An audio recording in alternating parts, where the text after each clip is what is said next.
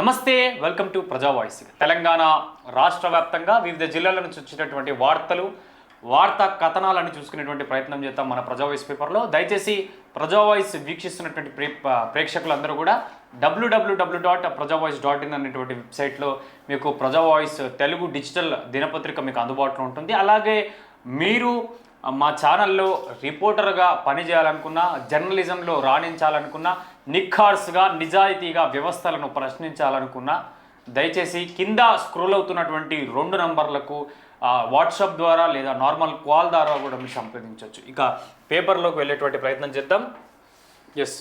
పేపర్లోకి వెళ్తే 2వ పేజీ నుంచి మనకు జిల్లాలకు సంబంధించినటువంటి వార్తలు అందుబాటులో ఉన్నాయి. ఇంత స్లో అయింది, స్పీడ్ అను.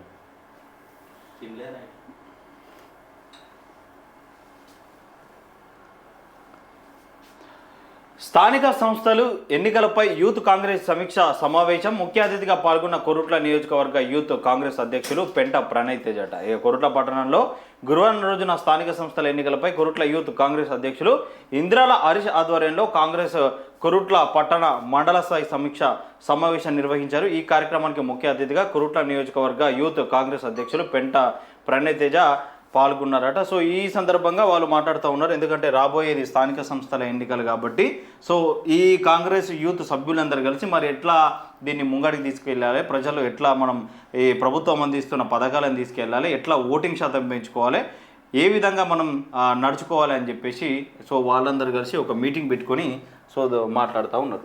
ఒక మార్పు అభివృద్ధికి మలుపు, మహిళా సంఘాలకి ఎరువు తయారీపై అవగాహన. కోరుట్ల పురపాలక సంఘం ఆధ్వర్యంలో మహిళా సంఘాల సభ్యులు కోరుట్ల మున్సిపల్ పరిధిలోని డంపింగ్ యార్డులో జరుగుతున్న బయో మైనింగ్ విధానం గురించి తెలుసుకోవడం జరిగింది. అలాగే ఇంటి నుంచి వచ్చే చెత్త, తడి, పొడి హానికర చెత్తగా వేరు చేసి ఇవ్వకుంటే జరిగే అనర్థాలను వివరించడం జరిగింది. DRCC dry resource collection centre ని సందర్శించడం జరిగింది. సందర్భంగా మహిళా సంఘాల సభ్యులకు తడి చెత్త, పొడి చెత్తను వేరు చేసి మున్సిపల్ వాహనాలకు అందించాలని తెలియజేస్తూ తడి చెత్త నుండి ఎరువుల తయారీ గురించి, అలాగే పొడి చెత్తను డిఆర్సిసిలో ఏ విధంగా వేరు చేస్తారు, పొడి చెత్తను రీసైక్లింగ్కు ఏ విధంగా పంపిస్తారనే విషయం పైన మున్సిపల్ కమిషనర్ రవీందర్ అవగాహన కల్పించడం జరిగింది. ఈ కార్యక్రమంలో municipal commissioner Ravinder, municipal manager Srinivas, assistant తదితరులు పాల్గొన్నారట. దానికి సంబంధించినటువంటి వార్త.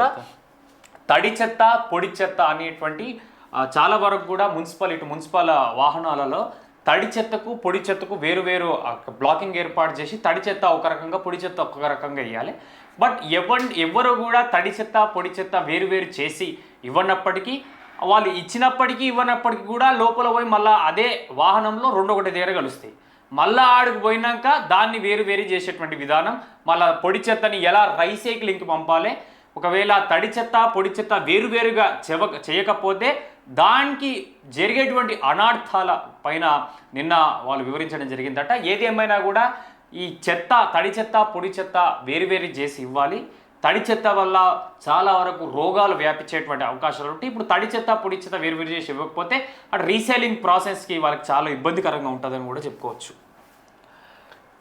ఘనంగా కేటీఆర్ జన్మదిన వేడుకలు. నల్గొండలో ఘనంగా కేటీఆర్ జన్మదిన వేడుకలు. ఇక నేను ఎక్కడ చూసినా రాష్ట్ర వ్యాప్తంగా గ్రామాల స్థాయి దగ్గర నుంచి మండల స్థాయి దగ్గర నుంచి వాళ్ళ పార్టీ ఆఫీసులలో కానీ సో వాళ్ళకు సంబంధించిన నాయకులందరూ కలిసి మండలాల్లో ప్రధాన కూడలిల వద్ద సో ఒక చిన్న స్టేజ్ ఏర్పాటు చేసుకొని మరి కేటీఆర్కి సంబంధించి ఒక కేక్ తీసుకొచ్చి దాని మీద హ్యాపీ బర్త్డే కేటీఆర్ అని రాసుకొని వెనుక ఫ్లెక్సీలు పెట్టి నిన్న ఘనంగా ఆయన బర్త్డే వేడుకలు చేసుకోవడం జరిగింది. ఎందుకంటే ఇప్పుడు బీఆర్ఎస్ పార్టీలో ఆయన కీలకంగా వ్యవహరిస్తూ ఉన్నాడు కాబట్టి, సో వర్కింగ్ ప్రెసిడెంట్ కాబట్టి రాబోయే రోజుల్లో సీఎం అయ్యే అవకాశాలు ఎక్కువగా ఉన్నాయి కాబట్టి సో ఇప్పుడు ప్రభుత్వం తీసుకొచ్చే ప్రజా వ్యతిరేక కార్యక్రమాలపై కూడా ధీటుగా సమాధానాలు చెప్తా ఉన్నాడు కాబట్టి సో ఇప్పుడు ఈ పార్టీ కార్యకర్తలకు, నాయకులకు సంబంధించి ఆయన ఒక గొప్ప లీడర్గా సో ఉన్నాడు కాబట్టి ఆయన బర్త్డే వేడుకలు ఘనంగా చేశారు. అన్నీ ప్రతి ఒక్క మండల కేంద్రాల, నియోజకవర్గ కేంద్రాలలో చాలా ఘనంగా జరిగినాయి కేటీఆర్ జన్మదిన వేడుకలకి. ఎస్సీ డిడి బాలికల హాస్టల్కు 300 బెడ్షీట్ల బహుకరణ ప్రాథమిక సౌకర్యాల కోసం నిరంతర సహకారం అందిస్తామంటూ ఎంవి గోనారెడ్డి చెప్తా ఉన్నారు. విద్యార్థుల జీవన పరిస్థితులను మెరుగుపరచడానికి సానుకూల వాతావరణాన్ని సృష్టించడానికి కొనసాగుతున్న ప్రయత్నాల్లో భాగంగా కోమటిరెడ్డి ప్రతీక్ ఫౌండేషన్ ప్రభావవంతమైన సేవా కార్యక్రమాలను ప్రసిద్ధి చెందిన ఈ ప్రఖ్యాత ఎన్జిఓ సంస్థ నల్గొండ పట్టణంలోని ప్రభుత్వ ఎస్సీ డిడి కాలేజ్ హాస్టల్లో 300 బెడ్షీట్ల పంపిణీ కార్యక్రమం నిర్వహించారట. గ్రేట్ అని చెప్పుకోవాలి. ఎందుకంటే ఇప్పుడు చలికాలం వర్షాకాలం నేపథ్యంలో చాలా వరకు కూడా ఇబ్బంది పడుతూ ఉంటారు చలికి. కాబట్టి 300 బెడ్షీట్లు అక్కడ పాఠశాలల ఎన్జిఓకి సంబంధించినటువంటి ఫౌండేషన్. గొప్ప విషయమే. అంటే చదువుకు సంబంధించిన విద్యార్థులకు సంబంధించిన ఏ ఇష్యూ ఉన్నా కానీ ఆయన ఇంకా ముందుకు వస్తా హెల్ప్ చేస్తా అని చెప్తా ఉన్నాడు. గ్రేట్ అన్న, గ్రేట్. ఇక పశు వైద్యశాల ఆకస్మిక తనిఖీ చేసిరట. మడుగులపల్లి మండల కేంద్రంలోని పశు వైద్యశాలను జిల్లా పశు వైద్యాధికారి రమేష్ గురువారం ఆకస్మికంగా తనిఖీ చేశారు. రికార్డులను పరిశీలించి అనంతరం ఆసుపత్రి గదులను పర్యవేక్షించారు. ఈ సందర్భంగా ఆయన మాట్లాడుతూ పశువుల సంరక్షణకు తీసుకోవాల్సిన జాగ్రత్తలను రైతులకు వివరించాలని సూచించారు. పశువులకు గడ్డి కొరత లేకుండా పెంచేలా రైతులకు అవగాహన కల్పించాలని సూచించారు. పశువులకు అందిస్తున్న వైద్య సేవలు మందుల వివరాలను ఎప్పటికప్పుడు రికార్డులో నమోదు చేయాలని, పశు వైద్యశాలకు క్రమం తప్పకుండా విధులకు హాజరు కావాలని తెలిపారు. అందుబాటులో ఉండి పశువులకు వైద్య సేవలను అందించాలని తెలిపారట. కానీ గ్రామాలలో పెద్దగా ఇప్పుడైతే ఈ పశు వైద్యశాలకు సంబంధించిన అధికారులు అయితే పెద్దగా కనబడతలేరు. ఇప్పుడు ఈ పొలాలలో యూరియా కొడుతూ ఉంటారు, మక్క వీటి మీద యూరియా కొడుతూ ఉంటారు, సంబంధించిన పిచికారీ చేస్తూ ఉంటారు. వాటిని తిన్న ఈ పశువులు ఏవైతే ఉంటాయో మేకలు కానీ ఆవులు కానీ బర్రెలు కానీ నోట్లోకి వెళ్ళే ఆ బురుగు వచ్చి చనిపోతూ ఉంటాయి. అంటే అవగాహన కార్యక్రమాలు అనేది చాలా తక్కువైపోయినాయి గ్రామాలలో. వాస్తవంగా వాళ్ళు నిమ్మకు నీరెత్తినట్టు వ్యవహరిస్తూ ఉన్నారు. చాలామంది తెలిసి తెలియని వైద్యంతో కూడా చాలా ఇబ్బందులు పడుతూ ఉన్నారు.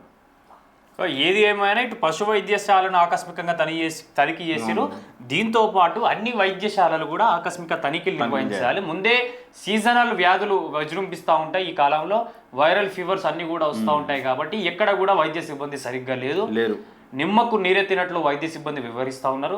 కాబట్టి దయచేసి అక్కడ ఉన్నటువంటి స్థానిక డిఎంహెచ్ఓలు అలాగే కలెక్టర్లు ఆకస్మిక తనిఖీలు జరపాలి. ఉన్నతాధికారులు అందరూ ఎప్పటికప్పుడు పర్యవేక్షిస్తూ ఉండాలి. ఇక చాలా వరకు కొన్ని జిల్లాలలో డిఎంహెచ్ఓల లోపం కూడా ఉంది. 100% ఉన్నది. అక్కడ ఉన్నటువంటి స్థానిక డిఎంహెచ్ఓలు ఏసీల కింద కూర్చొని వాళ్ళు కాలు కూడా కూర్చోవడమే తప్ప ఎవ్వడు కూడా వైద్యశాలలకు వెళ్ళడు, తనిఖీలు చేయడు. అక్కడ ఉన్నటువంటి అక్కడే మొన్న స్టాఫ్ నర్స్ ఏమో ప్రసవం చేసింది కదా వార్త. ఇట్లా అయిపోయింది పరిస్థితి. ఇక కొంతమంది అయితే ఇక పేషెంట్లు నాని కూడా ఆన్లైన్లో గేమ్ ఆడుకుంటా కూర్చుంటా ఉంటారు. ఇదేంది ఇక దరిద్రము అర్థం కాని వ్యవస్థ. ముఖ్యంగా డిఎంహెచ్ఓలని ఇటువంటి పనికిరాని డిఎంహెచ్ఓలను తీసి పడేసేయాలి అంతే. ఇంకా ముత్యాలమ్మ గుడికి విరాళం అందజేత యాదాద్రి భువనగిరి జిల్లా వలిగొండ మండల పరిధిలోని ఆరూరు గ్రామ పంచాయతీ పరిధిలోని అప్పారెడ్డిపల్లి గ్రామంలో ముత్యాలమ్మ గుడి నిర్మాణానికి గతంలో 50,000 రూపాయలు, గురువారం నాడు 25,116 రూపాయలు, మొత్తం 75,116 రూపాయలు గ్రామ ప్రజలు డీసీసీ ఉపాధ్యక్షులు వాకిటి అనంతరెడ్డి వివరాలం అందజేసిరట. ఇక ముత్యాలమ్మ గుడికి వివరాలం అందజేసినటువంటి విషయం తెలిసి ఇక పంట నష్టపోయిన రైతులకు ఆర్థిక సాయం అందజేత మహబూబాద్ జిల్లా బయ్యారం మండల పరిధిలోని కొత్తపేట గ్రామానికి చెందిన నాయని నాగమణి భర్త వెంకన్న అనే మహిళా రైతు 7 ఎకరాల భూమి కౌలు తీసుకొని మొక్కజొన్న వేయగా నకిలీ విత్తనాల కారణంగా పంట మొత్తం పాడైపోవడంతో రోధిస్తున్న వీడియో సామాజిక మాధ్యమంలో బాగా వైరల్ కావడంతో అది చూసిన బీఆర్ఎస్ పార్టీ రాష్ట్ర working president Kalvakuntla Taraka Rama Rao gift a smile అనే కార్యక్రమంలో భాగంగా ఆ మహిళా రైతుకు తక్షణ సాయం కింద మండల టీఆర్ఎస్ పార్టీ ఆధ్వర్యంలో 50,000 రూపాయలు అందించడం జరిగిందట. ఏది మొన్న సోషల్ మీడియాలో బాగా వైరల్ అయింది కదా ఒక వీడియో. నేను నకిలీ విత్తనాలు కొన్నా, ఫర్టిలైజర్ షాపోడు నాకు నకిలీ విత్తనాలు ఇచ్చాడు, ఈ మొక్కలు వేసుకుంటే ఇవి పెరుగుతలేవు, ఇక్కడనే ఆగిపోయింది, నేను పుస్తేలు అమ్మి నేను తీసుకొచ్చిన పైసలు అని చెప్పేసి ఆ తల్లి ఏడ్చిన వీడియో మొత్తం సోషల్ మీడియాలో అన్ని ఛానళ్లలో వైరల్ అయిపోయింది. సో స్పందించిన కేటీఆర్ వెంటనే బీఆర్ఎస్ పార్టీకి సంబంధించిన నిధుల్లో నుంచి 50,000 రూపాయలు ఆర్థిక సాయం చేసిండ. అంటే గిఫ్ట్ ఏ స్మైల్లో భాగంగా నేను ఆయన పుట్టినరోజు సందర్భంగా 50,000 అందించారట. ఆమెకే కాదండి, చాలా మంది అక్కడ ఆ ప్రాంతంలో ఉన్న చాలా మంది ఆ ఫర్టిలైజర్ యజమాని దగ్గర చాలా మంది విత్తనాలు కొన్నారట. విత్తనాలు కొని వేసుకున్న పంటలు వేసుకున్న దశలోనే ఉన్నాయట.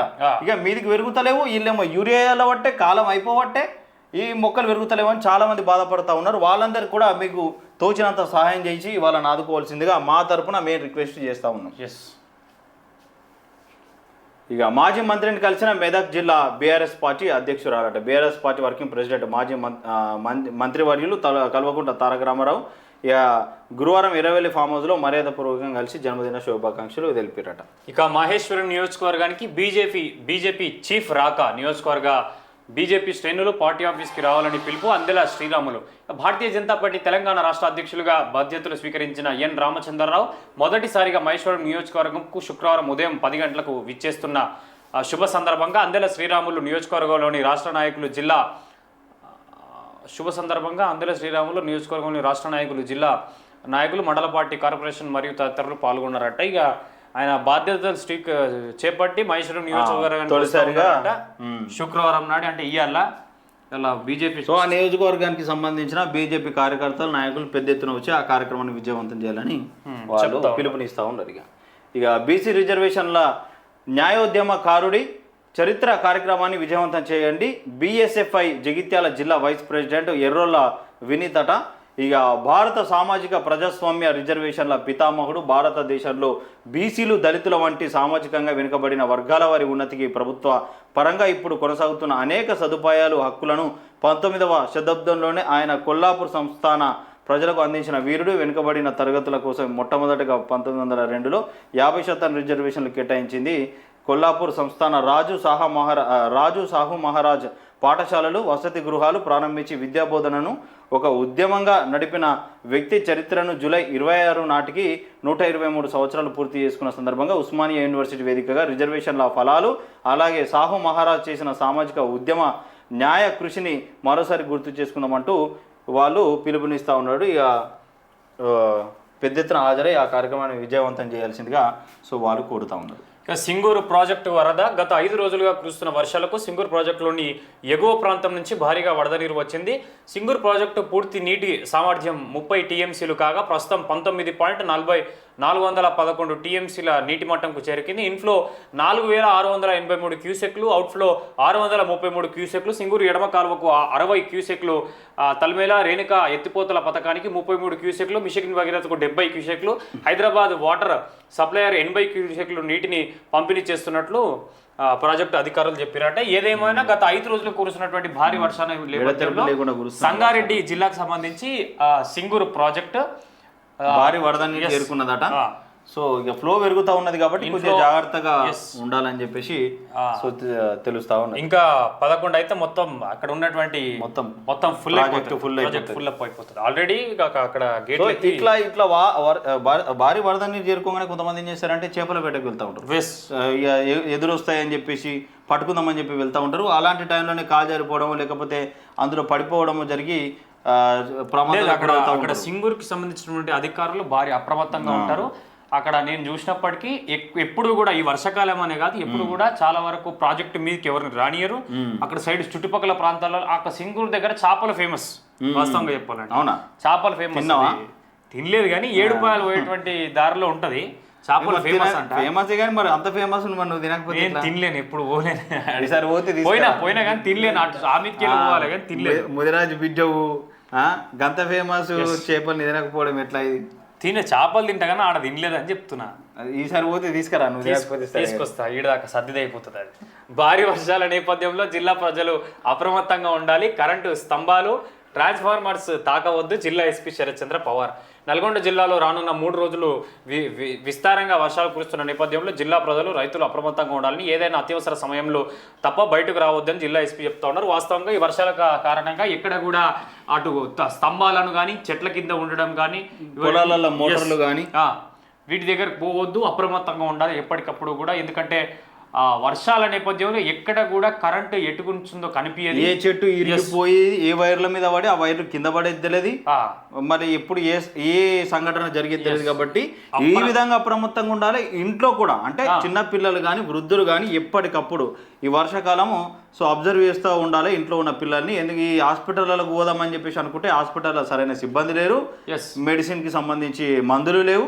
సో నానా ఇబ్బందులు పడతా ఉన్నారు ప్రజలు. కాబట్టి సో అన్ని విధాలుగా అప్రమత్తంగా ఉండాలి ఈ వానాకాలం అయిపోయేదాకా.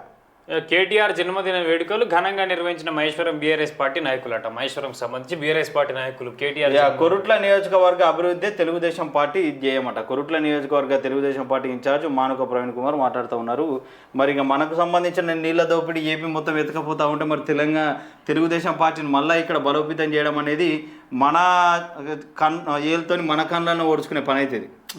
ఎంత అభిమానం ఉన్నా ఇప్పుడు ప్రస్తుతం మన రాష్ట్రం సపరేట్ అయింది, వాళ్ళకంటూ రాష్ట్రం ఉన్నది, అందులో అక్కడ ఆ పార్టీ అధికారంలో ఉన్నది కాబట్టి ఇక్కడ మనకు సంబంధించిన పార్టీ ఉన్నది, మనకు సంబంధించిన నాయకులు ఉన్నారు కాబట్టి సో కొంచెం తెలుగుదేశం పార్టీ తెలంగాణలో మనగడ కష్టమే అసలు కాదు. అది ఇప్పుడు కాదు, ఇంకో 10 సంవత్సరాల వరకు కూడా కష్టం. మనం అనుకుంటాం వాళ్ళకు ప్రేమ ఉందని అని చెప్పేసి, కానీ మరి ఉమ్మడి రాష్ట్రంలో ఉన్నప్పుడు వాళ్ళ రాష్ట్రం ఎట్లుండే, తెలంగాణకు సంబంధించిన జిల్లాల రాష్ట్రం ఎట్లుండే, కరెంటు అటెట్లుండే, కరెంట్ ఇటెట్లుండే, రోడ్లు అటెట్లుండే, రోడ్లు ఇటెట్లుండే, నీళ్లు అటెట్ల వేనే, మరి ఇటెట్ల లేవు, పొలాలు పంటలు వాళ్ళకి ఎట్లా వండినే, మరి మనకెందుకు వండలే అనేది ఒకసారి మనం ఆలోచన చేసుకోవాలి.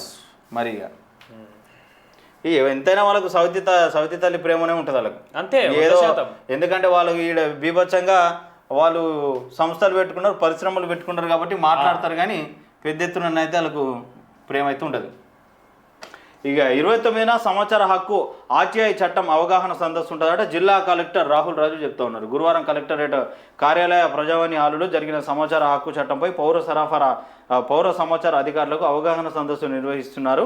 ఈ సదస్సులో మెదక్ జిల్లా కలెక్టర్ రాహుల్ రాజు ముఖ్య అతిథిగా పాల్గొనున్నారు. ఈ సందర్భంగా ఆయన మాట్లాడుతూ ఈ నెల 29న రాష్ట్ర ప్రధాన సమాచార కమిషనర్ మరియు రాష్ట్ర సమాచార కమిషనర్లు తెలంగాణ సమాచార కమిషన్ హైదరాబాద్ నుండి మెదక్ వరకు పర్యటన కార్యక్రమం ఉంటుందన్నారట. సో ఇక ఈ సమాచార హక్కు సంబంధించి ఆర్టీఐ చట్టం గురించి అవగాహన సదస్సు ఉంటుందట. దీన్ని ఎట్లా ఉపయోగించుకోవాలి, ఏ విధంగా వీటి చట్టాలు ఉంటాయి, దేనికోసం పనిచేస్తాయని పూర్తి అవగాహన కల్పిస్తారట. వీలైనంత మందికి అయితే ఇందులో పాల్గొనాలి, తెలిసిపోతుంది. ఇక గ్రామ పంచాయతీ కాంట్రాక్ట్ పనులను కాంగ్రెస్ నాయకులకు అప్పగించడం సరికాదు.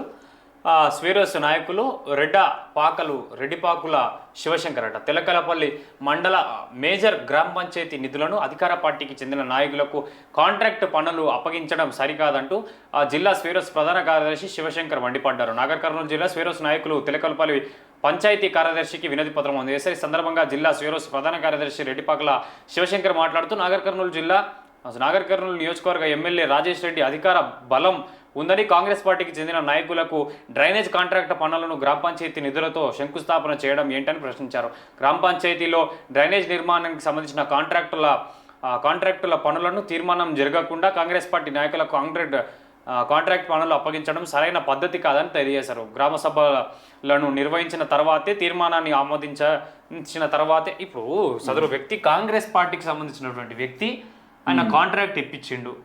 కాంట్రాక్ట్ తీసుకున్నాడంటే ఆయన కాంగ్రెస్ పార్టీ అంటే ఈ ఎమ్మెల్యేకి సంబంధించిన ఆయన కాబట్టి ఇచ్చారు. ఇంకేంది, బీఆర్ఎస్ వాళ్ళకి ఇస్తారా లేకపోతే ఈ స్వీరోస్ వాళ్ళకి ఇస్తారా? ఇప్పుడు గత 10 ఏళ్ళలో అధికారంలో ఉన్న బీఆర్ఎస్ పార్టీకి సంబంధించిన నాయకులు ఎమ్మెల్యేలు ఎవరికి గ్రామాలలో జరిగిన కాంట్రాక్ట్ పనులు ఎవరికి ఇచ్చారు? బీఆర్ఎస్ కి సంబంధించిన వాళ్ళకి ఇస్తారు. ఇప్పుడు మీ స్వీరోస్ అదేంది ఆ పార్టీ వచ్చినా కూడా వాళ్ళకి ఇస్తారు. ఇప్పుడు వాస్తవంగా గ్రామ సభ జరిగితే నాయకులు పాల్గొనడం కంటే యువత పాల్గొనడం ముఖ్యం. ఎందుకంటే ఎన్ని నిధులు వస్తున్నాయి, ఆ నిధులను గ్రామ పంచాయతీ ఎట్లా ఖర్చు పెడతా ఉన్నది, దేనికి ఖర్చు పెడతా ఉన్నదని యువత తెలుసుకోవాలి. ఆ గ్రామ సభ పెట్టేటప్పుడు ఊరంతా మైకులు చాటింపు వేయాలి, చెప్పాలి ఈ రోజు పలానా రోజు గ్రామ సభ ఉంటుంది, యువకులు రావాలి, నాయకులు రావాలి, వార్డు సభ్యులు రావాలి, అందరు రావాలని చెప్పాలి. కానీ ఎక్కడైనా చెప్తా అవుతున్నాయా? ఫస్ట్ లోపల 4 కుర్చీలు వేసుకుంటే అది గ్రామ సభ. వాళ్ళు మూసుకొని ఛాయ్ వస్తుంది, సమోసా వస్తుంది, అంతే. ఇది తింటారు. ఏమైంది ఎట్లున్నదంటే ఇట్లా అన్నాడు, ఇంకా అయిపోయింది. ఊర్లో సమోసా కూడా ఇక సమోసా అవిలేంది ఎట్లా సభలు జరుగుతాయి? సభ అది గ్రామ సభలు ఎట్లా జరుగుతాయి? 4 కూర్చుంటే గ్రామ సభ. ఇప్పుడు ఊర్లో అంతే, ఇంట్లో ఇక ఛాయ్ కాదు, అది అన్న వేరేది ఉంటది. కానీ అది నువ్వు చెప్పేది నైట్, అది ఈవినింగ్ వర్షన్ అది. కానీ ఏదేమైనా గ్రామ సభలు జరపాలి, ముఖ్యంగా దాంట్లో యువత పాల్గొనాలి. ఎందుకంటే గ్రామానికి ఎన్ని నిధులు వచ్చినాయి, గ్రామానికి సంబంధించి మరి వసూళ్లు ఎన్ని చేసిరు, ఈ నిధులన్నీ దేని ఖర్చు పెడుతున్నాం, ఎంత ఖర్చు పెడుతున్నాం, ఎంత మిగిలింది, ఎంత ఉన్నది లేదు అనేది మొత్తం యువత తెలుసుకోవాలి. అలాగే మన శివశంకర్ మీ ఒక్కదాన కాదన్నా, చాలా వరకు తెలంగాణ రాష్ట్రంలో ఇదే పరిస్థితి. ఇప్పుడనే కాదు, గత 10 ఏళ్ల నుంచి కూడా ఇదే పరిస్థితి. అసలు గ్రామ సభ ఉంటుందా అనేది కూడా చాలా మందికి తెలియదు. అట్లుండే పరిస్థితి. ఇప్పుడు తెరపైకి వస్తుంది అది. ఈ బీఆర్ఎస్ కాలంలో అస్సలకే రాలేదు. మైనర్ బాలికను రెస్క్యూ చేసి కాపాడిన షీ టీం. నాగర్ కర్నూలు జిల్లా షీ టీంను ప్రశంసించిన జిల్లా ఎస్పీ అట. నాగర్ కర్నూలు జిల్లా పెద్ద కొత్తపల్లి మండలంలోని ఓ గ్రామానికి చెందిన మైనర్ బాలిక తన తల్లిదండ్రులతో కలిసి ఆంధ్రప్రదేశ్ రాష్ట్రంలోని లక్కవరం పరిధిలో గుంపు మేస్త్రి కింద పనిచేయడానికి వెళ్ళారు. అయితే గత కొన్ని రోజుల క్రితం వారు అక్కడి నుంచి తమ సొంత గ్రామానికి వచ్చారు. అయితే మైనర్ బాలికను పంపించకుండా గుంపు మేస్త్రి అక్కడే పెట్టుకోవడం బాలిక తల్లిదండ్రులు చెప్తా ఉన్నారు. అరే నీ అవ్వ, ఫస్ట్ ఇంటోళ్ళకు ఉండాలి కదా, ఇంటోళ్ళకు ఉండాలి కదా, సోయి ఉండాలి. ఇది ఏంది కథ? ఎందుకు పంపిస్తారా మీరు మైనర్ బాలికను? 14 సంవత్సరాల పాపను చదివించకుండా ఇటువంటి ఏం చేయకుండా, అరే మీ పరిస్థితి బాగలేకపోతే కనొద్దు 100% కనొద్దు. మీరు తిప్పలవాడి కానీ ఎందుకు ఇటు మీరు తిప్పలు పడద్దు, వాళ్ళని తిప్పలు పెట్టద్దు.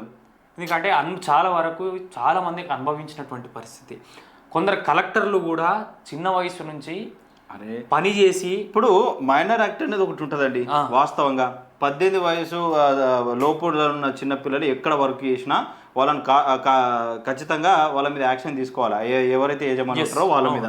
కానీ ఎన్ని కంపెనీలలో కనబడతా ఉన్నారు, ఎన్ని బయట చిన్న చిన్న షాపులలో కనబడతా ఉన్నారు. ఎక్కడ ఉన్నది అది మైనర్ యాక్ట్? అసలు ఉన్నదా? అప్పుడు అంటే నేను గత 6-7 ఏళ్ల కింద చూసినప్పుడు వ్యాన్ ఉంటుండే, వచ్చి ధన వ్యాన్లు వేసుకుని పోతుండే. ఏడ కనిపిస్తాడా షాపులల్లో, ఏడ పడతాడా వేసుకుపోతుండే. ఆ యజమాని ఏమో వాడిని మొత్తం కింద మీద వేసుకుంటుండే. వానికి సంబంధించిన లైసెన్సులు, ఆ కథ కార్ఖానా మొత్తం కట్టుదిట్టని చెప్తుండే. ఇప్పుడు అసలు ఏడ పని చేస్తా ఉన్నది? ఇప్పుడు ఏమో చిన్న చిన్న పిల్లలతో పని చేపించుకుంటా ఉన్నారు. ఇక బయ్యారం మండలంలో ఇందిరమ్మ ఇండ్లకు శంకుస్థాపన చేసిన శాసనసభ్యులు కొరం కనకయ్యనట. ఇక నూతన టీజీఎస్ ఆర్టీసీ బస్సు ప్రారంభం, నూతనంగా నిర్మించిన గ్రామ పంచాయతీ భవనం ప్రారంభోత్సవాలు చేసిరట. పెరుగుతున్న ధరలకు అనుగుణంగా హమాలీ కూలీ రేట్లు పెంచాలి. అసంఘటిత రంగంలో పనిచేస్తున్న హమాలీ కూలీలందరికీ కూడా పిఎఫ్, ఈఎస్ఐ, ప్రమాద బీమా కల్పించాలని చెప్పి సిఐటియు చెప్తా ఉన్నారు. కార్మిక శాఖకు సంబంధించి ఇక్కడ కూడా ఈ వీళ్ళ కార్మికుల దగ్గరికి సమస్య ఉంటే ముందు పోయేది సిఐటియు. అవును, ముందు కనిపించేది వాళ్ళే, అక్కడ వాళ్ళే ఉంటారు. వాళ్ళకు సంబంధించిన ఈ కూలీల డబ్బుల విషయంలో కానీ, పని గంటల విషయంలో కానీ, ఒత్తిడి విషయాలలో కానీ, ఆ ఉద్యోగ ఆ పని భద్రత విషయంలో కానీ, ఆరోగ్య విషయంలో వాళ్ళే ముందుండి వాళ్ళ ప్రధాన డిమాండ్లు చేస్తూ ఉంటారు. ఏదేమైనా ఎప్పటికప్పుడు కూడా చాలా నిజాయితీగా ఉంటారు. గొడ్డు కష్టం అంతా చేసేది ఈ కార్మికులు, లాభాలు దానికపోయేదేమో మీ మంచిగా కూర్చుంటే కుర్చీలో కూర్చుంటేటోళ్ళు దానికపోతా ఉంటారు. ధరలు పెరుగుతూ ఉన్నాయి, జిఎస్టీ, ఇవన్నీ ఇక్కడ బయట ఏమైనా కొనాలంటే కూడా పన్నుల తర్వాత ఇవి ఇంత ధరలు పెరిగినప్పుడు వచ్చే జీతం ఇంత, బయట ధరలు ఇంత, ఆమ్దాని ఇంత. అసలు ఆమ్దానే మాట ఎత్తడానికే పోయింది వాస్తవంగా చెప్పాలంటే. ఎన్నికేసుకునే జమానా పోయింది. ఖర్చులయ్యి మీదికెళ్ళి అప్పులు అవుతా ఉన్నాయి ఖర్చులకు. అటు ఉన్నటువంటి పరిస్థితి.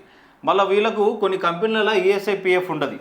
ఈఎస్ఐ అంటే మనకు ఏదైనా జరిగినప్పుడు మనకు వచ్చే జీతంలో వాళ్ళు నెల కట్ చేసుకుంటూ ఉంటారు. మనకి ఏదైనా టెస్ట్లకు సంబంధించి, ఆరోగ్యానికి సంబంధించి ఈఎస్ఐ హాస్పిటల్కి పోతే వాళ్ళు ఫ్రీగా ట్రీట్మెంట్ చేస్తూ ఉంటారు. కొన్ని పరిశ్రమలలో ఆ ఫెసిలిటీస్ లేవు, ఈ పిఎఫ్ ఫెసిలిటీస్ కూడా లేవు. మరి అటువంటి సంస్థల మీద, అటువంటి ఏవైతే షాపులు ఉంటాయో వాటి మీద అసలు కఠినంగా చర్యలు తీసుకోవాలి. వాళ్ళకి ఏదైనా అయితే ఎవరు దిక్కు? ఇక మంత్రి ఆకస్మిక పర్యటన. ఫుడ్ సేఫ్టీ నిబంధనలకు అనుగుణంగానే హోటళ్లను నిర్వహించాలి. వైద్య ఆరోగ్య శాఖ మంత్రి దామోదర రాజనరసింహ చెప్తా ఉన్నారు. ఇక ఆంధ్ర నియోజకవర్గంలోని చౌటాకూరు, జోగిపేట మండలాల్లో రాష్ట్ర వైద్య ఆరోగ్య శాఖ మంత్రి దామోదర రాజనరసింహ గురువారం పర్యటించారు.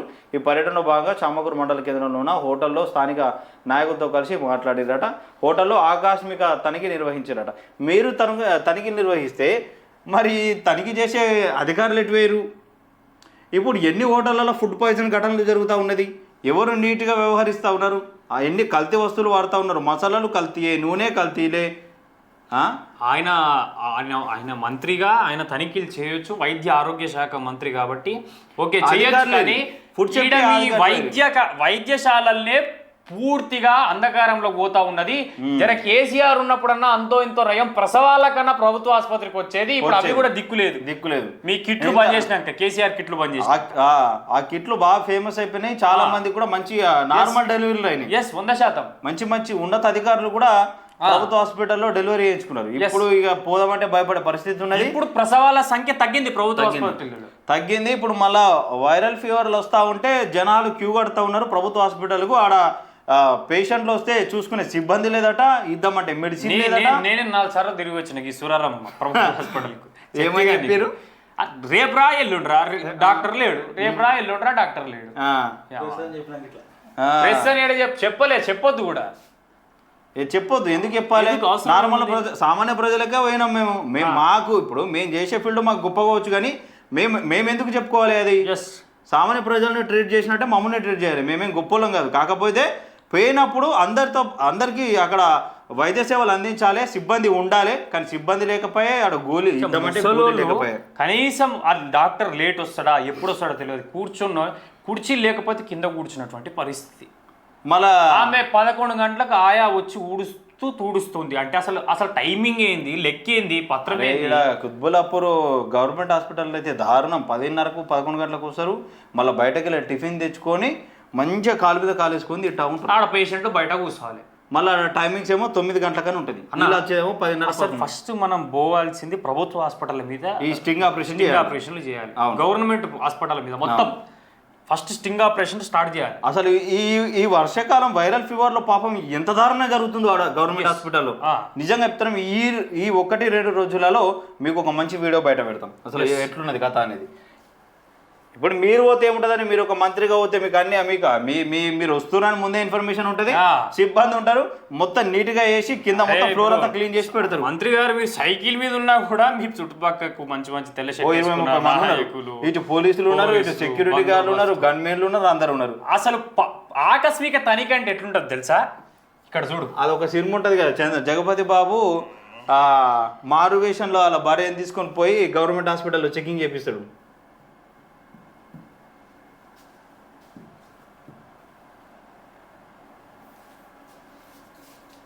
ఆకస్మిక తనిఖీ అంటే ఈయన పెట్రోల్ బంక్లో పనిచేసి కలెక్టర్ అయ్యాడు. ఈయన చెప్తా ఒక్క నిమిషం. పొద్దుగలన్నా మబ్బుల మాస్క్ పెట్టుకొని, ఇగో పొద్దుగల మాస్క్ పెట్టుకొని కలెక్టర్ను గుర్తు పట్టని డాక్టర్ మరి ఒక్కడే సైకిల్ మీద హాస్పిటల్కి పోయిండన్న, మాస్క్ పెట్టుకొని టోపీ పెట్టుకొని. ఇంకేడా గిది ఆకస్మిక తనిఖీ అంటే మనం పోతున్నట్టు ఎవరికి తెలియదు. అసలు ఒక సామాన్యుడు గెటప్ వేసుకొని పోవాలి. నువ్వు సూటు బూట్ వేసుకొని ఒక గన్మెన్లను ఒక 10 మంది, సెక్యూరిటీలను ఒక 10 మంది, పోలీస్ అధికారులను ఒక 10 మంది పెట్టుకుని కదా ఆకస్మిక తనిఖీ ఎందుకు అవుతుంది? నాకు అర్థం కాదు. ఈయన వస్తేనే సస్పెండ్ల పర్వం ఉంటుంది తెలుసా? అందుకే బాగా ట్రాన్స్ఫర్లు అవుతాడు ఈయన. ఇక మన దేశంలో అదొకటి ఉంటుంది, నువ్వు నీతిగా నిజాయితీగా పనిచేస్తున్నావు అంటే నువ్వు ట్రాన్స్ఫర్లను కావాలి, లేకపోతే నీకు ఇక ఉద్యోగం నుంచి తీసేయాలి. ఇవి జరుగుతూ ఉంటుంది కామన్. ఇక మనం మాట్లాడుకోవాలి. అది ఆకస్మిక తనిఖీ. ఇప్పుడు ఈ సైకిల్ ఎంటకి ఇంత మంది ఆ సైకిల్ ఎంటకి ఒక్కరని ఉన్నారా? ఒక్కర్లేరు. చూసినావు కరెక్ట్. ఆయన పోతుందంటే ఆ మండలాలకు సంబంధించి, జిల్లాలకు సంబంధించిన మొత్తం పోలీసు యంత్రాంగం ఉండాలి, గవర్నమెంట్ ఆఫీస్కి సంబంధించిన ఆ డిపార్ట్మెంట్ ఉండాలి. ఇట్లా అంటే నేను ఒక సినిమా చూసిన, జగపతి బాబు వాళ్ళ భార్యను మారువేషంలో ప్రెగ్నెన్సీ తీసుకపోతా ఉంటే సినిమా ఉంటది, అదేమో సినిమా ఉంటది, గుర్తుకొస్తలేదు. కానీ ఈ వెంచర్ సీఎం గా ఉండి పోతాడు మీసాలు పెట్టుకొని ఇంత నెత్తికి బాగా పెట్టుకుని ఒక దోతి కట్టుకుని ఒక ఊరు మనిషి లెక్క పోతాడు. ఇంత కట్ట తీసుకుంటాడు, పైసల కట్ట. అది వీళ్ళు అట్లనే చూస్తూ ఉంటారు హాస్పిటల్లో.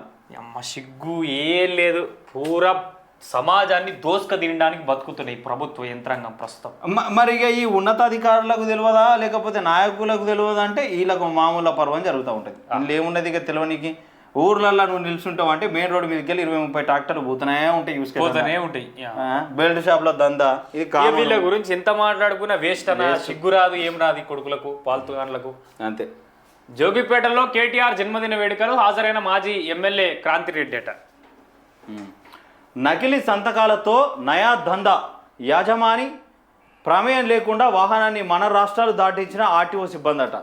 జగిత్యాల జిల్లా తాటిపల్లి గ్రామంలో గల ఆర్టీఓ రవాణా శాఖ కార్యాలయంలో డబ్బులు ఇస్తే ఏ పనైనా చేస్తారు అనడానికి ఓ నిలువెత్తు నిదర్శనంగా సంబంధిత వాహన యజమానిని లేకుండానే వెహికల్ ట్రాన్స్ఫర్, వాహన యజమాని పేరు మార్పిడి చేసి అక్రమాలలో మమ్మల్ని మించిన కార్యాలయాలు లేదంటూ వారి చాకచక్యాన్ని చాటుకున్నారు. వివరాలకు వెళ్తే ట్రాక్టర్ వాహన రిజిస్ట్రేషన్ నెంబర్ TS21B2284 కే గల దానిని పొద్దుటూరి రవికుమార్ అనే ఒక వ్యక్తి వాహన యజమాని అయినటువంటి సోమేశ్వర్ వద్ద వాహన రిజిస్ట్రేషన్ కాగితాలను ట్రాక్టర్ను పొలం పనులకై ఉపయోగించుకుంటానని నమ్మపలికి తీరా ఓ బడా ఏజెంట్తో ఆర్టీఓ కార్యాలయంలో ట్రాక్టర్ యజమాని సంతకాలు లేకుండానే సంబంధిత ఫారాలపై నామమాత్రంగా దొంగ సంతకాలు పెట్టి కౌంటర్ వద్ద సిబ్బందితో ఒప్పందం కుదుర్చుకొని వాహన యజమాని సంతకాలు ఫోటో ప్రమేయం లేకుండానే ఎన్ఓసి తీసి రాష్ట్రాన్ని దాటించేశారు. కొద్ది రోజుల తర్వాత నిజాన్ని పసిగట్టిన అసలైన వాహన యజమాని ఆన్లైన్లో పరిశీలించగా ఆర్టీఓ కార్యాలయం జగిత్యాల నుండి వేరే రాష్ట్రానికి ఎన్ఓసి తీసి వాహనాన్ని తరలించినట్లు వివరాలు తెలుసుకున్నాడు. ఈ ఆర్టీఓ ఎవరో తీసుమార్గాడే ఉన్నాడు. ఇగో వాస్తవంగా ఆర్టీఓలో జరిగే కుంభకోణాలే వేరుంటాయండి. బ్రోకర్లు ఉంటారు.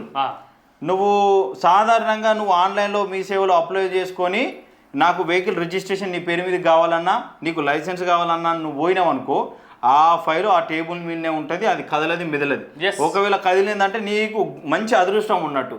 అదే నువ్వు బ్రోకర్లో పట్టుకొని పోయినావు అంటే ఆయన నీ పేపర్లన్నీ తీసుకుంటాడు, దాని మీద ఒక కోడ్ వేస్తాడు, అది 200 కూడా పేపర్లు లోపలికి పోతే బయటికి వస్తుంది. నీ మొఖం చూడడు, నీ కథ చూడడు, అంతే. ఆ బ్రోకర్ తీసుకుపోయింది కథ ఆడ పెడతాడు, దాని మీద కోడ్ ఉంటుంది. మరి అది 200 కూడా 500 కూడా 1000 రూపాయలు 2000 తెలియదు, కానీ నీకు ఇమ్మీడియట్ పని అయిపోతుంది. అట్లా ఓ మనిషి పోతే ఓ మనిషి లెక్క.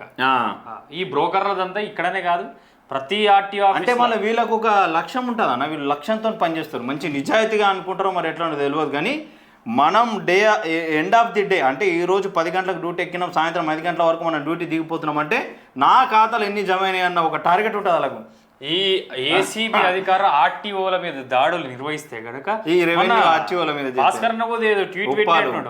ఉప్పల్ ఆర్టీ తెలంగాణ రాష్ట్రంలో ఉన్నటువంటి అన్ని ఆర్టీఓ ఆఫీసుల అయిపోతాయి, సస్పెండ్ కావాల్సింది. అసలు నాకు అర్థం కాదు, ఈ ఏసీబీకి సంబంధించిన అధికారులు ఎవరైతే నిజాయితీగా పనిచేస్తూ ఉంటారో వీళ్ళకి సంబంధించిన ఒక ఎంప్లాయ్ని ఒక ఆఫీస్లో పెడితేది ఇట్లా బ్రోకర్లు రాకుండా అవినీతి జరగకుండా వాళ్ళే ఒక ఆఫీసులో ఉంటే ఇప్పుడు జరగాలి కదా.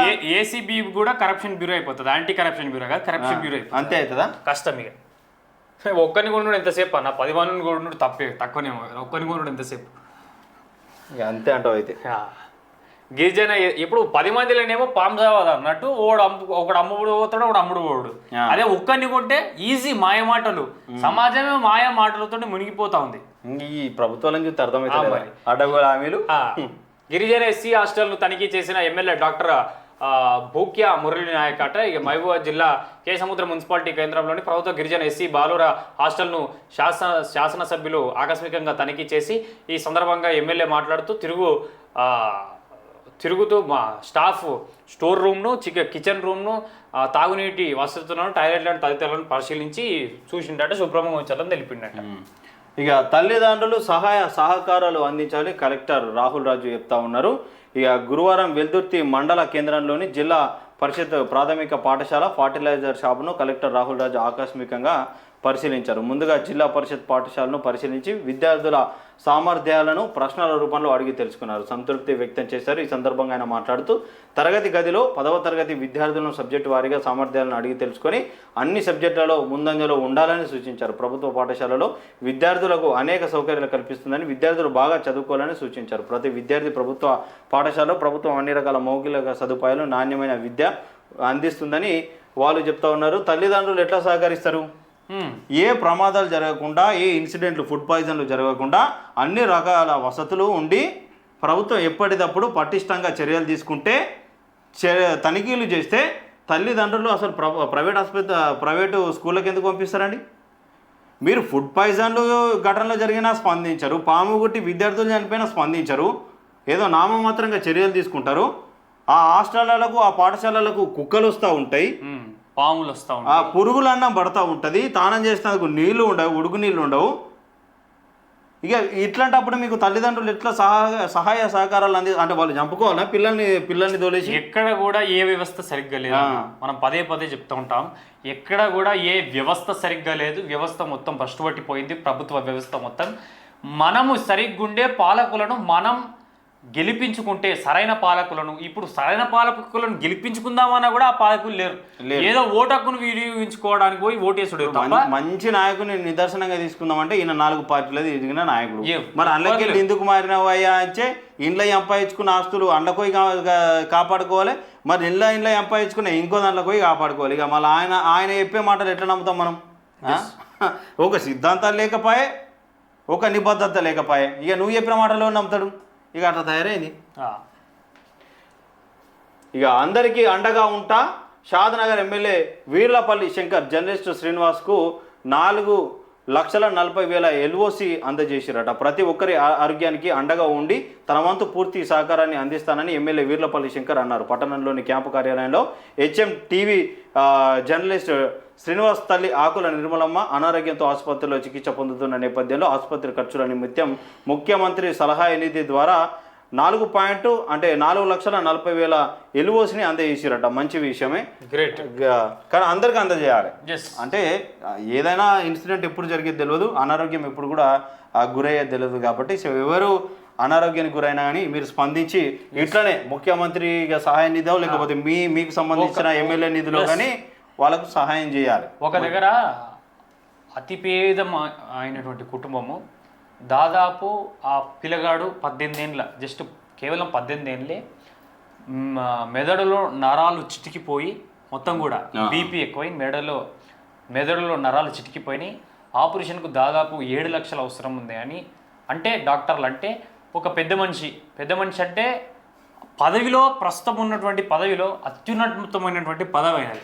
పెద్ద సార్ ముఖ్యమంత్రి ఒక్కొక్కసారి అయితే ముఖ్యమంత్రి కన్నా గొప్ప పదవి అయినది.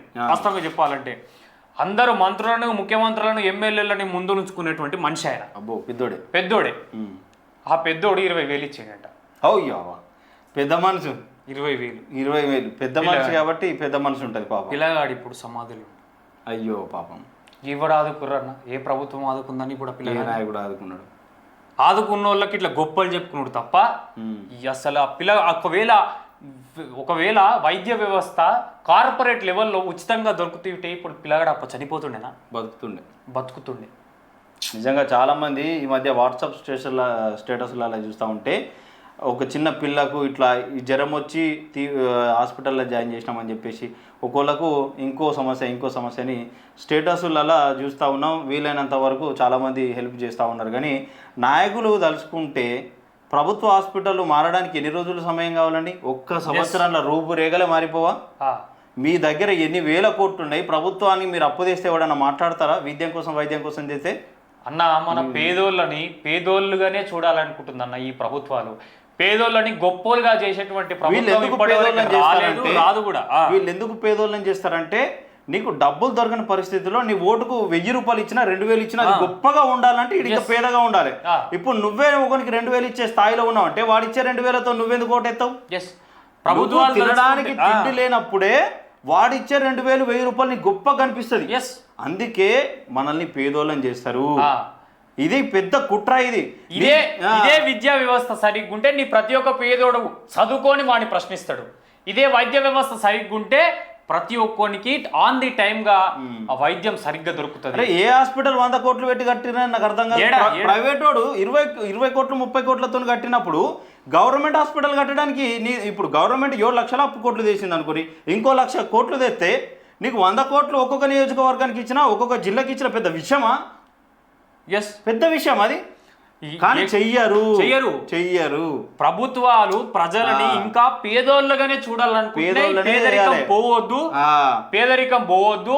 ఉన్నోళ్ళు ఇంకా ఎదగాలి, పేదోళ్ళు ఇంకా ఇంకా ఇంకా పేదోళ్ళుగా. కేవలం నీ ఓటు కోసమే తప్పితే వాడిని ఏ విధంగా కూడా ఇవ్వడు. నేను మనిషి కిందనే చూడడు. మనిషి కింద చూస్తే నీకేదైనా అవసరం ఉన్నప్పుడు హెల్ప్ చేయాలి కదా, ఎందుకేడు? నువ్వు మనిషివి కాదు, ఓటు వేసావు, ఒక బానిసవు. నీ జేబులో 1,000 రూపాయలు ఉంటే నువ్వు ఇంకా నించావా? ఆడిచ్చే 1,000 రూపాయలతో నువ్వు ఓటేస్తావా? నువ్వు ఒక 10 మందికి సహాయం చేసే పరిస్థితిలో కానీ ఆ స్టేజ్లో ఉంటే వాడిచ్చే 2,000 అని మొగ్గం మీద కొడతావు. నా ఓటు నేను నిజాయితీగా వేసుకుంటానంటావు. ఇది సమాజం చాలా వరకు ఆలోచిస్తలేదు. ఇది దౌర్భాగ్యం. ఇది ఈ అన్నిటికీ ముడిపట్టింది ఒకటే పేదరికం. అన్నిటికీ ముడిపడింది ఒకటి పేదరికం. ఏ స్కూల్లో నీకు 30-20 కోట్లు పెట్టి కట్టిన స్కూల్ ఉన్నది? హైదరాబాద్లో కానీ ఎక్కడ కానీ ఏ రాష్ట్రంలో ఉన్నది? ప్రభుత్వం తలుచుకుంటే 20 కోట్లు పెట్టి ఒక పెద్ద స్కూల్ కట్టరాదా? ఇప్పుడు ఎన్నో సినిమాలను చూసి ప్రభావితమవుతున్నాయి చాలాగా. సరే ఎన్నో సినిమాలలో ఈ పేదరికం పోవాలని చేసి మస్తు సినిమాలు వచ్చినాయి కదా, మరి వీటిని ఎందుకు ప్రభావితం అయితలేరు అన్నా? దీని ఎండాకి ఎంతో పెద్ద కుట్రున్నది, ఆలోచించ. అది నువ్వు గమనించనన్ని రోజులు నీ జేబులు 500 ఉండయి, నీ పరిస్థితి తిందామంటే 3 పూటల తిండి దొరకదు. వాడిచ్చే 1000 రూపాయలు 2000 నీకు గొప్పగా అనిపిస్తుంది, ఏదో భగవంతుడే దిగి వచ్చి నీకు వరం ఇచ్చినట్టు అనిపిస్తుంది. ఇప్పుడు ఇంతకుముందు ఆంధ్రప్రదేశ్ ముఖ్యమంత్రి చంద్రబాబు నాయుడు కూడా ఏమన్నాడు, జనాభా పెరగాలి, దయచేసి పిల్లల్ని కానండి, పాపులేషన్ బర్త్ రేట్ తగ్గిపోయింది, పెంచాలి, నియోజకవర్గాల పునర్విభజన చేయాలి అని చెప్పిండు. వాళ్ళు చెప్తా ఉన్నారు కదా, వాళ్ళ ఇప్పుడు మనం అనుకోవడం, వాళ్ళకి ఎంతమంది ఉన్నారండి పిల్లలు? వాళ్ళకు 1-2 కంటే ఎక్కువ ఉంటారా? 3 ఉంటారు కావచ్చు. వాళ్ళు ఉన్నత స్థాయిలో ఉన్నారు, పెద్ద నాయకులు కాబట్టి నడుస్తూ ఉంటుంది. మరి కన్నోళ్ళందరికీ మేము ఫిక్స్డ్ డిపాజిట్ ఒక 20 లక్షలు చేస్తామని చెప్పురి. అంటే వాస్తవంగా చెప్పాలంటే బర్త్ రేట్ ఎందుకు తగ్గిపోయిందంటే యువత ఇప్పుడే మ్యారేజ్ చేసుకోవడానికి వెనక్కిపోయింది, మ్యారేజ్ రేట్ కూడా తగ్గిపోయింది, పిల్లలు తగ్గిపోయినాయి. అరే 34-35 సంవత్సరాలు వచ్చినా పెళ్లి చేసుకోవాలంటే భయపడే పరిస్థితి ఉన్నది. ఉద్యోగం లేదు, ఉపాధి లేదు. ఇప్పుడు వేరే దేశాలలో ట్రంప్ ఒక మాట అన్నాడండి, అమెరికా కంపెనీలలో అవకాశాలు ఇవ్వాలని చెప్పేసి. ఏ రాష్ట్ర ముఖ్యమంత్రి, ఏ దేశ ప్రధాని మనం అనడే, మీ రాష్ట్రంలో మీ కంపెనీలకు సంబంధించి మీ వాళ్ళకే ఉద్యోగాలు ఇవ్వాలని అనడే. తెలంగాణ రాష్ట్రంలో ఎన్ని కంపెనీలు ఉన్నాయి, ఎంతమంది తెలంగాణకు సంబంధించిన పిల్లలు పనిచేస్తూ ఉన్నారు? ఈ బీహార్ నుంచి వచ్చిన వాళ్ళకు ఉద్యోగాలు దొరుకుతాయి, కేరళ నుంచి వచ్చిన వాళ్ళకు ఉద్యోగాలు దొరుకుతాయి, కర్ణాటక నుంచి వచ్చిన వాళ్ళకు ఉద్యోగాలు దొరుకుతాయి. మరి తెలంగాణకి ఎందుకు ఉద్యోగాలు దొరుకుతలేవు? ఆలోచించాలి. మరి దీని మీద ఎందుకు ముఖ్యమంత్రి రేవంత్ రెడ్డి తెలంగాణలోకి ఉద్యోగాలు ఇస్తలేరని చెప్పేసి మాట్లాడాడు? మనోళ్ళ దగ్గర చదువు లేదా, పట్టాలు లేవా, నైపుణ్యం లేదా, తెలివి లేదా, సామర్థ్యత లేదా? అందరికంటే మించిన ఎక్కువ సామర్థ్యం మన దగ్గర ఉన్నది, తెలివి ఉన్నది. ఎస్, ఇవన్నీ ఉన్నాయి కదా, ఇవన్నీ ఉండి మనం బయట పెట్టుకోని ఇన్ని రోజులు కూడా ఈ ప్రభుత్వాలు మనల్ని ఇలానే తప్పుదోవ పట్టిస్తూ ఉంటే మనం ఇంకా పేదరికంలోనే ఉండిపోతాం అన్న. వాడు సంతకం చేయరానోడు ఎమ్మెల్యే అని నాకు అర్థం కాదు. ఒక ఇంగ్లీష్ లెటర్ ఇస్తే వాడు ఒక పేజ్ చదవడానికే, వానికి ఒక లైన్ చదవడానికే నానా తంటాలు తిరుగుతాడు. ప్రమాణ స్వీకారం ఇంగ్లీష్ చేయమనురి, కథం కింద మీద అయిపోతారు. ఆ ప్రమాణ స్వీకారం కూడా 10 రోజులు నేర్చుకుంటాడు, టైం ఎట్లా తప్పు లేడత్తుని ఎట్లా చదవాలి ఏందనేది గిరిగిరి అనుకుతారు ప్రమాణ స్వీకారం చేయాలి. సరే ఇప్పుడు ఇన్ని నియోజకవర్గాలు ఎమ్మెల్యేలు అందరినీ లైన్ గా కూర్చోబెట్టి మాట్లాడమానండి, ఏ ఒక్కరు మాట్లాడు. మళ్ళీ చదవరాని వాళ్ళు దీని మినిస్టర్ అవుతారు,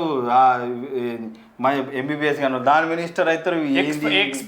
ఎక్స్పర్ట్ రాసిచ్చిన దాన్ని 100 సార్లు ప్రిపేర్ అయ్యి ఆడ కూడా తడబడాలి. ఎక్స్పర్ట్ రాసిచ్చింది కూడా ఉన్నట్టు చదవడానికి చెప్పడానికి కూడా. ఇంత దౌర్భాగ్యమైనటువంటి పరిస్థితి. మనం మారినన్ని రోజులు మారదన్న. ఫస్ట్ మనం మారాలి, మనం మేలుకోవాలి. మనం ఎప్పటికీ అరే నేను పేదోని ఫ్రీ బస్ ఇస్తే ఎక్కుతురు కదా, మరి ఫ్రీ వైద్యం, ఫ్రీ విద్య కోసం ఎందుకు మాట్లాడరని నాకు అర్థం కాదు. ఇలా గవర్నమెంట్ హాస్పిటల్ పరిస్థితి దినదినం అభివృద్ధి చెందితే దేశం, రాష్ట్రాలు అభివృద్ధి చెందుతాయి. దినదినం ఇంకా దీన స్థితిలోకి పోతే మీరు ఎట్లా అభివృద్ధి అవుతారు? ఇవాళ ఒక 10 లక్షలు పెట్టి ఆపరేషన్ చేయాలంటే ప్రైవేట్ దగ్గరికి పోవాలి, మళ్ళీ ఆ పైసలు కట్టాలంటే మాకు ఎల్పి అంటే నాయనో అని చెప్పేసి గ్రూపుల నాయకుల దగ్గర, తెలిసిన వాళ్ళ దగ్గర కాలు పరిస్థితి. రోడ్డు కోసం ధర్నా చేస్తారు, ఇంకో కోసం ధర్నా చేస్తారు, ఇంకా దానికోసం ప్రతి ఒక్కరు పార్టీలు ప్రభుత్వ హాస్పిటల్ ముందుల కోసం ధర్నా చేరి మా ప్రభుత్వ హాస్పిటల్ రూపురేఖలు మార్చండి అని చెప్పి.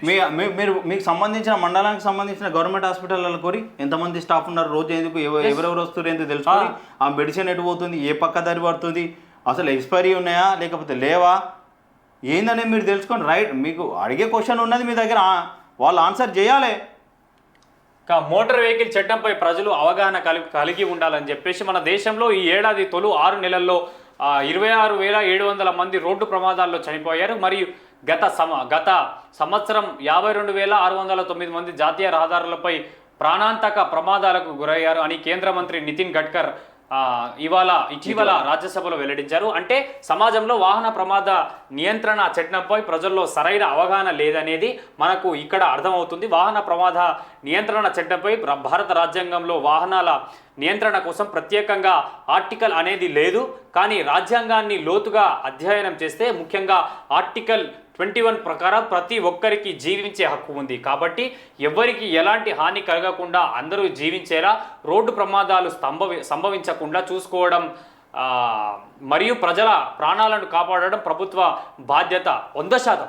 అందుకోసం మోటార్ వాహనాల చట్టం 1988లో ఒక చట్టం తీసుకురావడం జరిగింది. ఆ మోటార్ వాహనాల చట్టం 1988 అనేది రిజిస్ట్రేషన్, లైసెన్స్, ట్రాఫిక్ నియమాలు మరియు జరిమానాలతో సహా రోడ్డు రవాణా యొక్క అన్ని అంశాలను నియంత్రించే సమగ్ర భారతీయ చట్టం. ఈ చట్ట ప్రకారం రహదారి భద్రతకు సంబంధించి అనేక నిబంధనలు మరియు వాహనాల రిజిస్ట్రేషన్, ట్రాఫిక్ నియమాలు, రోడ్డు భద్రతని మెరుగుపరచడానికి, ప్రమాదాలను తగ్గించడానికి ఈ చట్టం రూపొందించారు. ట్రాఫిక్ నియమాలను ఉల్లంఘించినందుకు శిక్షణలు కూడా అమలు చేయబడుతుంది. ఈ చట్టంలో ముఖ్యంగా రోడ్డుపై వాహనం నడిపే ప్రతి డ్రైవర్కు సరైన లైసెన్స్ కలిగి ఉండాలి. రెండవది, ప్రతి వాహనం తప్పనిసరి రిజిస్ట్రేషన్ చేసుకోవాలి. మూడవది, ప్రతి వాహనానికి బీమా కలిగి ఉండాలి. నాలుగవది, ట్రాఫిక్ నిబంధనలపై అవగాహన ఉండాలి. వాహనాల వేగ నియంత్రణ, సురక్షితమైన డ్రైవింగ్ నియమాలను తెలుసుకొని ఉండాలి.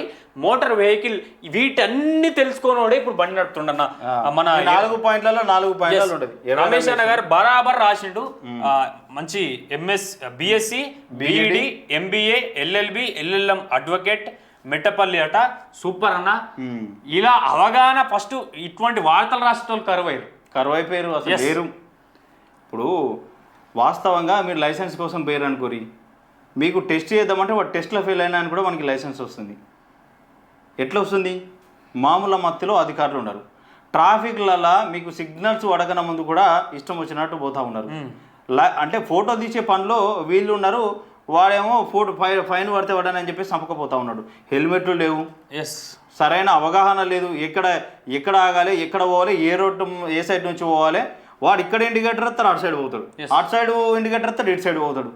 దీనివల్ల వేగంగా వచ్చినోడు సడన్లీ బ్రేక్ వేస్తే ఆగుతుందా? పోయి గుర్తుతాడు. ఇప్పుడు ఈ ఒకటోది, ఇప్పుడు రోడ్డుపై వాహనం నడిపే ప్రతి డ్రైవర్కు సరైన లైసెన్స్ ఉండాలంటే ఎవ్వరికి కూడా రోడ్డు మీద నడిపేయడానికి ఎవ్వరికి లైసెన్స్ సరిగ్గా లేదు. సరే, రెండవది, ప్రతి వాహనం తప్పనిసరి రిజిస్ట్రేషన్ చేసుకోవాలంటే ఈ సెకండ్ హ్యాండ్ల వాహనాలు ఉంటుండు. తెలియదు కథ. రిజిస్ట్రేషన్ చేసుకోడు, ఏం చేసుకోరు. ఇప్పుడు సెకండ్ హ్యాండ్లో 20,000కు 16,000కు బండి కొన్నాను కాబట్టి రిజిస్ట్రేషన్ ఎందుకు చేసుకుంటాడండి? చేసుకుంటాడా? చేసుకోడు. ఏడున్నది అది. నాకు తెలిసిన ఒక బండి ఉన్నదని చెప్పేసి తీసుకుంటాడు, దాన్ని నడిపించుకుంటాడు. ఇప్పుడు కొత్తగా రిజిస్ట్రేషన్ చేసుకున్న కొత్త బండ్లకు కూడా నంబర్ ప్లేట్ వచ్చిన టీఆర్ నంబరే పెట్టుకుంటాడు. వాడు ఆ బండి పూరా పార్తగా అయిపోయేదాకా వాడు నంబర్ ప్లేట్ బిగించుకోడు. అంతే. ఇక ప్రతి వాహనానికి బీమా కలిగి ఉండాలి. ఫస్ట్ ఆడ బండి కొనేటప్పుడు ఉన్నది. ఒక సంవత్సరం వస్తుంది. సంవత్సరం అది ఫస్ట్ ఫుల్ ఇన్సూరెన్స్ ఉంటుంది, తర్వాత second party insurance, third party. అది ఒక్కసారి వచ్చిందంటే మళ్ళీ రిజిస్ట్రేషన్ చేస్తారు గొప్పడిగా. అంటే కార్ల గట్టే చేసుకుంటారు కావచ్చు, కానీ ఈ రోడ్డు టూ వీలర్ కష్టం. ఇక ట్రాఫిక్ నిబంధనలపై అవగాహన ఎవ్వనికి లేదు. హైదరాబాద్ లో 190% ఎవ్వనికి లేవు. అరే మైనర్లకు ఇచ్చి నడిపిస్తూ ఉంటారు తల్లిదండ్రులు. ఎక్కడున్నట్టు అవగాహన? దీనివల్ల వాడు ఇష్టమైనంత స్పీడ్ పోతాడు, రాత్రులు మొత్తం ముగ్గురు ఎక్కించుకుని పోతా ఉంటాడు. ఇక దీనివల్ల మద్యం సేవించి మాదక ద్రవ్యాలు, మత్తు పానీయాలు తీసుకొని వాహనం నడపరాదంటే అందరూ అది చేస్తారు. మనం నడపరాదు, వాళ్ళు నడుపుతారు అంతే. ఫోన్లు మాట్లాడకుండా నడుపుడే, హెల్మెట్ లేకుండా నడుపుడే. సీట్ బెల్ట్ మరియు హెల్మెట్ కావాల్సిన సేఫ్టీని తప్పనిసరిగా ధరించాలి. సెల్ ఫోన్ మాట్లాడుతూ వాహనాన్ని నడపకూడదు. మోటార్ వెహికల్ చట్టంపై ప్రజలు సరైన అవగాహన కలిగి ఉన్నట్లయితే ప్రమాదాలను నివారించాలని చెప్పేసి మెట్పల్లి సంబంధించినటువంటి అడ్వకేట్ ఎర్ర రమేష్ అని చెప్తా ఉన్నారు. చాలా ఇట్లా గొప్పగా వార్తలు రాష్ట్రం లేరే, కరువైపోయారు. అవగాహన కలిగించటం సొంత డబ్బా కొడుకునే వార్తలే సగం ఉంటే ప్రతి వార్తల్లో, ప్రతి పేజీలో ఒక 4-5 అవే కలిపినాయి. సొంత డబ్బా కొట్టుకునే వార్తలు. ఇట్లా అవగాహన కలిగించటోళ్ళు తక్కువైపోయారు. సమాజంలో ఉన్న సమస్యలను బయటకు తీసేటోళ్ళు తక్కువైపోయారు. ఇక నాగర్ కర్నూలు జిల్లా కలెక్టర్ బాదావత్ సంతోష్కి మాతృ వియోగమట. ఇక గుండెపోటుతో చికిత్స పొందుతూ మృతి చెందిందట. చాలా బాధాకరం. ఇక అధికారం ఇచ్చిన వాళ్ళు ఆకలితో ఉన్నారంటే అవమానపడాలి. 40 ఏండ్లు ఓటేసిన వాళ్లకు పైసా సాయం చేయని దుద్దిల్ల కుటుంబం ఎంబీబీఎస్ చదువుకు సాయం అందించామంటే స్పందించలేదు. జోష్న ఎంబీబీఎస్ చదువు పూర్తి ఖర్చులను మేమే భరిస్తాం మంతని మాజీ ఎమ్మెల్యే పుట్ట మధుకరు వెల్లడి చేసిరట. ఇప్పుడు భరిస్తారు సార్, మీరు ఎందుకు భరించారు? ఇప్పుడు ప్రతిపక్షంలో ఉన్నారు, ఎన్నన్నా మాట్లాడతారు. ఇక రైతులకు యూరియా కొరత ఉండదు, కావలసినంత తీసుకోండట. వ్యవసాయ అధికారి సందీప్ కుమార్ రెడ్డి. అన్ని మండలాల్లో ఈ మాట చెప్తారా? ఇప్పుడు రైతులకు కావాల్సినంత యూరియా ఉన్నది, కొరత లేదు, కావాల్సినంత తీసుకోరని ఏ మండలంలో ఓళ్ళు చెప్తారు? మీరంటే ఉన్నది కాబట్టి మరి ఆడ అక్కడ ఎవరు మరి ఇక పక్కదారి పట్టనీయకుండా మీరు చూసుకున్నారా, లేకపోతే ఏందో తెలియదు కాబట్టి మీరంటే గుండె మీద చేసేసుకొని నిజంగా చెప్తా ఉన్నారు. మరి అన్ని మండలాల పరిస్థితి ఉన్నదా? ఇక కేటీఆర్ జన్మదిన వేడుకలు మెదక్ సంబంధించి, అలాగే నాగర్ కర్నూలు స్కూల్కి సంబంధించి బీజేపీ మండల కమిటీ ఎన్నిక అయిందట. ఇక బీజేపీ స్థానిక ఎన్నికల కార్యశాల మీరేమో ఎన్నికయ్యారు, స్థానికంలో మంచిగా అందరూ సర్పంచులు జెడ్పీటీసీలు ఎంపీటీసీలు కావాలంటే పైన ఉన్న మిమ్మల్ని నడిపించాల్సిన నాయకులేమో ఒక్కొక్కరు పడతలేరు. ఈ తిట్టుకునే కార్యక్రమం ఉన్నది, కథ కార్యక్రమం నడుస్తూ ఉన్నది. అసలు అట్లా ఉండదు బీజేపీలో. కానీ ఏమవుతుందో ఇక బయట నుంచి వచ్చేటోళ్ళు ఫస్ట్ మొదలు తీసుకోవద్దు. బయట నుంచి వచ్చేటోళ్ళని ఎందుకు తీసుకున్నాడు? ఇంతవరకు మంచిగున్న పార్టీ ఇప్పుడు ఎందుకు తీసుకోవద్దు అంటే ఇప్పుడు నీకు సెంట్రల్లోనే కాంగ్రెస్ వాళ్ళు బీజేపీలోకి పోతా ఉన్నారు, ఇంకో పార్టీకి సంబంధించిన వాళ్ళు బీజేపీలోకి పోతా ఉన్నారంటే ఎందుకు? తెలంగాణ ఇటువంటి పరంపర లేకుండే గతంలో భారతీయ జనతా పార్టీలో. ఇప్పుడు వచ్చిన తర్వాత అంటే బీఆర్ఎస్ ప్రభుత్వం అధికారంలోకి వచ్చినాక టీడీపీ నుంచి చాలామంది ఎమ్మెల్యేలు, బీఎస్పీ నుంచి కొంతమంది, కాంగ్రెస్ నుంచి కొంతమంది, ఎంతమంది జాయిన్ కాలేరు. ఇక రాజకీయాలు మాట్లాడుకుంటే నడుస్తూ ఉంటాయి. పాపం వీళ్ళేమో కింది స్థాయిలో కట్టర్ హిందువులుగా ఉంటారు, పార్టీ కోసం పనిచేస్తూ ఉంటారు, పోరాటాలు చేస్తూ ఉంటారు. కానీ పైననేమో వీళ్ళ లొల్లిలకే ఏరిపోతుంది. ఇప్పుడు ఏమైందో మొత్తం సగం రాజా సింగ్ బోకడా ఇవన్నీ పంచాయతీలు అయి కూర్చుంటున్నాయి. ఇక సికింద్రాబాద్లో పాత భవనం కూల్చివేతపై వివాదం జరిగిందట. సికింద్రాబాద్ మెలకావుడుగూడలో 70 ఏళ్లుగా ఉన్న పాత భవనాన్ని జిహెచ్ఎంసీ అధికారులు మంగళవారం జేసీబీ సాయంతో కూల్చివేశారు. అయితే భవనం అద్దెకు నివసిస్తున్న కుటుంబాలు అధికారులపై తీవ్ర ఆగ్రహం వ్యక్తం చేస్తున్నాయి. ఎలాంటి నోటీసులు ఇవ్వకుండా కోర్టు కేసు నడుస్తున్నప్పటికీ ఆదేశాలు చూపకుండా భవనాన్ని కూల్చినట్టు ఆరోపించారు. ఇల్లు ఖాళీ చేసేందుకు తగిన సమయం ఇవ్వకుండా ఇక మరి పాత భవనం అట వీళ్ళేమో గూల కొడతా అని చెప్పేసి జేసీబీలు తీసుకొస్తే అందులో ఉన్న కిరాయి వాళ్ళు అయితే మాకు నోటీసులు ఇయ్యారా, ఇది కోర్టు పరిధిలో ఉన్నది, మరి మా సామాన్లు మా ముల్లెలు మూటలు అన్ని అందులోనే ఉన్నాయి, టైం ఇస్తే మేము తీసుకుంటామని పాప మాలు బాధపడుతూ ఉన్నారట, ఆగ్రహం వ్యక్తం చేస్తూ ఉన్నారట. మరి మెదక్ జిల్లా బీజేపీ పార్టీ కార్యాలయంలో బీసీ రిజర్వేషన్లపై ప్రెస్ కాన్ఫరెన్స్ నిర్వహించారట. దానికి సంబంధించి ఇవి ప్రధానంగా మనకు ప్రజా వాయిస్ పేపర్లో ప్రధానంగా కనిపిస్తున్నటువంటి వార్తలు. ఏది ఏమైనా కూడా ఎప్పటికప్పుడు ప్రజా వాయిస్లో మీకు జిల్లాల వార్తలు అందిస్తూ ఉంటాం. త్వరలో ఈ ప్రజా వాయిస్ 4 పేజీలు అనేది 8 పేజీలు రాబోతూ ఉన్నది. చాలామంది జర్నలిస్టులు కూడా విపరీతంగా విరిపారు. అక్కడక్కడ కొన్ని ఖాళీలు ఉన్నాయి.